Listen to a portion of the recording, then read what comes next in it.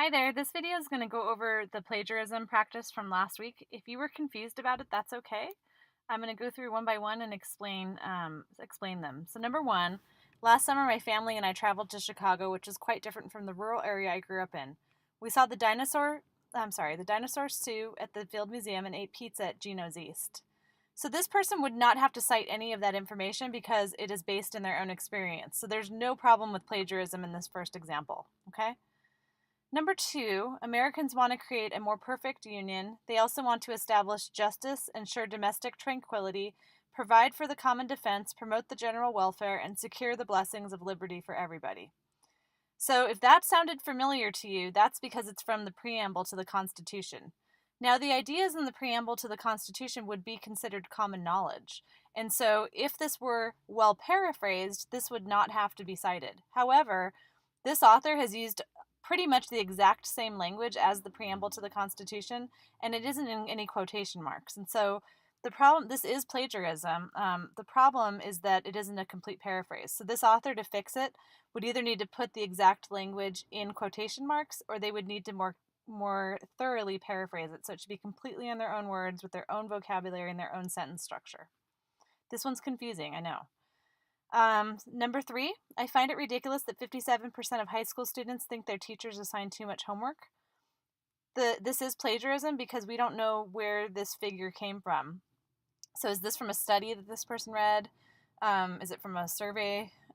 Who conducted the survey? There's no information, and so this would be considered plagiarism. Okay.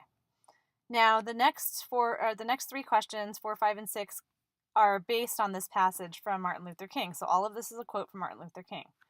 So you want to go through, we look at number 4. It says, Martin Luther King was certain that nobody would want to be contented with a feigning type of social analysis that concerns itself only with the effects and doesn't deal with the root causes. Now, this author does mention Martin Luther King's name, and they've tried to paraphrase it, but if you look at where this sentence comes from, it's right here. Right? So it says, I'm sure that none of you would want to rest content with the superficial kind of social analysis that deals merely with effects and does not grapple with underlying causes. The words are not changed enough. The sentence structure is exactly the same, right? And so it is plagiarism because they didn't put it in quotes. And if they wanted to paraphrase it, it would be okay, but they didn't do it. They didn't do a thorough paraphrase. So if you find yourself unable to paraphrase or put things completely in your own words, my suggestion is to put it in quotation marks instead. And that way you're safe. Okay, number 5. Martin Luther King wrote that the city of Birmingham's white power structure left African Americans there no alternative but to demonstrate. So this one is great. They've mentioned the author. This is not necessary here. You don't need to put the paragraph it came from or the title. They just put extra information in the parentheses there. But you can see how this is completely stated in the author's own words. The things that are taken directly from up here are put in quotation marks, like white power structure and no alternative. Those come from this section here. And so the author put those in quotation marks. So this is great. This is perfect. All right, number 6.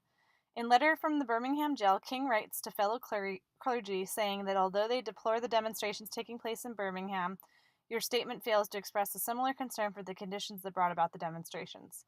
This is not plagiarism. They've mentioned the author.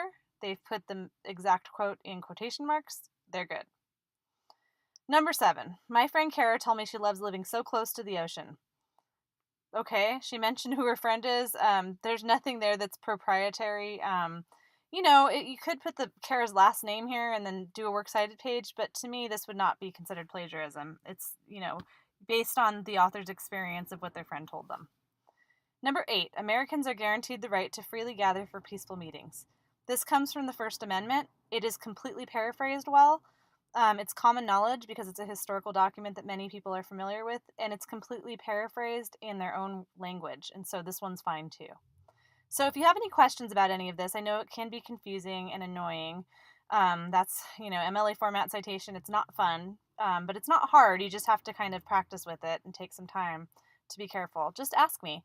if you run into something in your paper that you're trying to cite and you're not sure if you have to cite it, if it's common knowledge, if you're how to do it, just contact me, and contact me as early as you can, and that way I can help you figure it out. I don't want you to feel confused or stressed out about it. I want you to feel confident about it going forward. And this is something that will come up in lots of other classes that in your college experience. So I don't want you to, always be very stressed about it.